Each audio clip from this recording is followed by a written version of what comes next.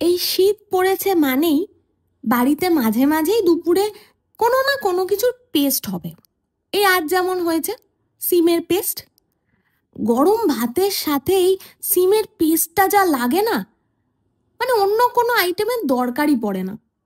কিন্তু সেই বললে তো আবার আমার মার চলবে না, না?